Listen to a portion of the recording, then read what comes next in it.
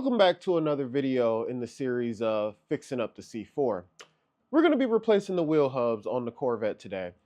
And the reason for that is because a lot of the actual studs were broken and rusted so bad that the lugs don't really want to go on easily. And I've ended up stripping a couple of lug nuts because of that. So I figured, why not just replace the whole thing? And it's actually a pretty easy job to do. So let's go ahead and get started with that.